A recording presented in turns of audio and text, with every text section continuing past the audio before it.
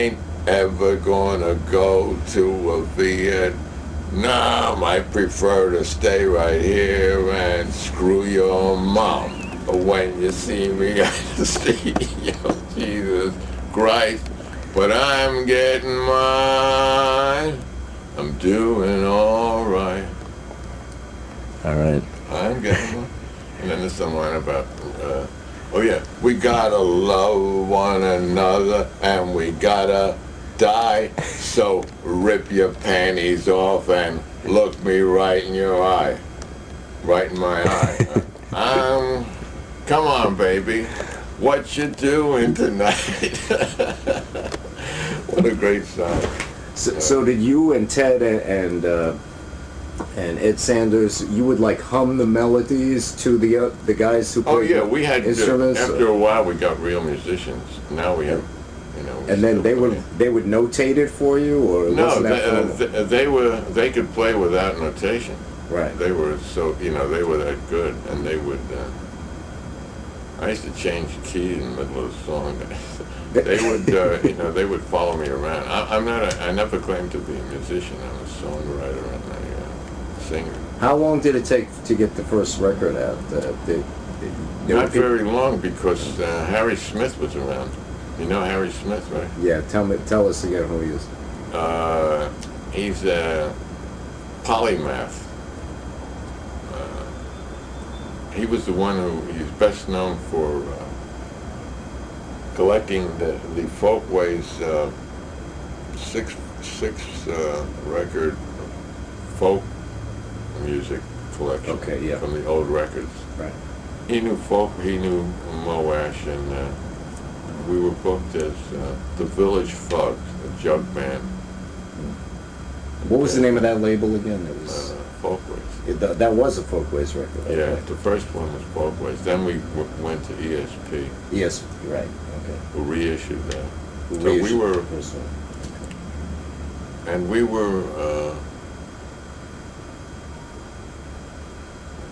people tell me that they found the record and they heard us in Yucatan or in India for the first time. So we went with the hippie diaspora, wherever it happened. Did you have a good record contract? Oh no, we never really made much money. I think my top year was $10,000, and all the other years were way below that. So we don't really know if we got screwed up.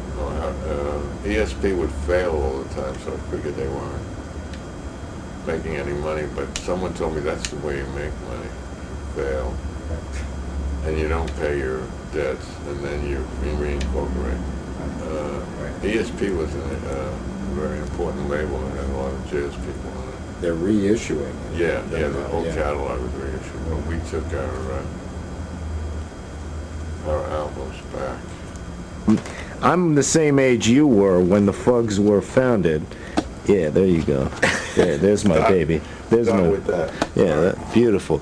So, you were an old man for that whole crowd. Yeah. How did that? Was that a problem, or did they look up to you, or? I think they looked down at me. They looked down at you. No, you were over 30, for God's sake. It was never a problem.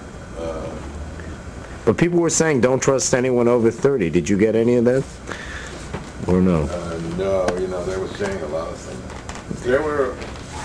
Dave Dellinger is older than me, so it's, if you're a radical, there is such a thing as ageism, and I don't think part of the, there is a movement of the older people. What's the polite term to call it? Seniors. Yeah.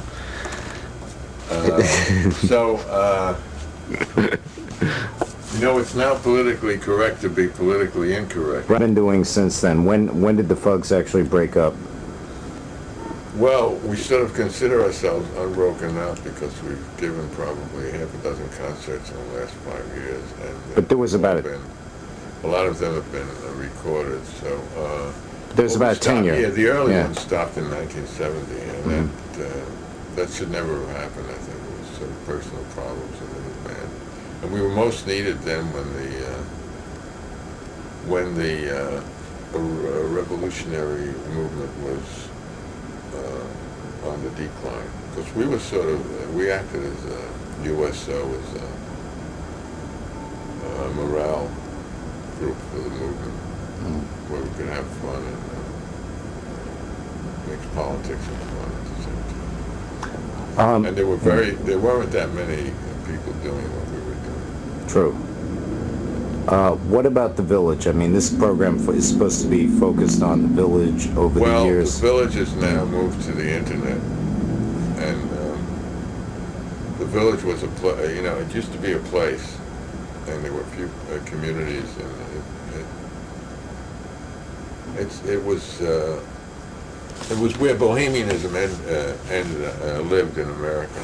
Ended. Greenwich Village, and you know, small spot in Chicago and something in San Francisco. There were just a few geographical locations, so everyone had to come there. And it started with TV, I suspect, but with mass media. So now it's anywhere, and it still exists, I think, in to an extent, maybe in the East Village, but.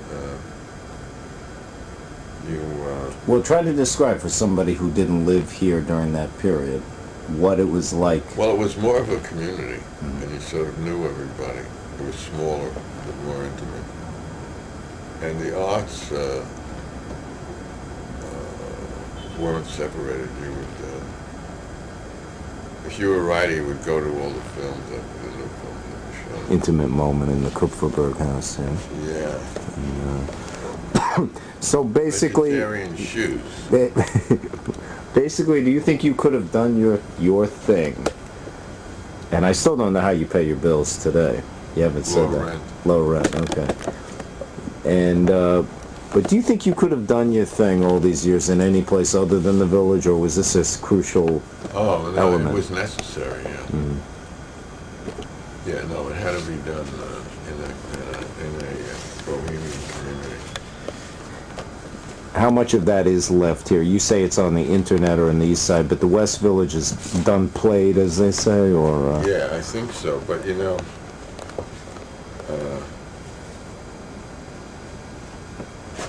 well, there's two things. One, people have always said the village is dead, even when it was prospering, like in the 20s. Right. And the other thing is the phrase. The years I've wasted in the village, and the answer to that was, where else would you have wanted to waste them? So, you know, it's, there are still a lot of, there are small circles of artists, you know, I'm sure, all over the world. Do you travel a lot, or you? I used to, but I sort of don't like to travel now. I have some health problems.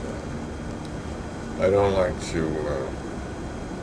you know, if I want to read in front of 50 people, I don't have to go to Taos to do it. So. Do you ever read in the city anymore? Oh yeah, I'm with a group called the Unbearables. Do you know them? I've heard of them. I didn't know you were part of it. Well, I am sort of not ex officio,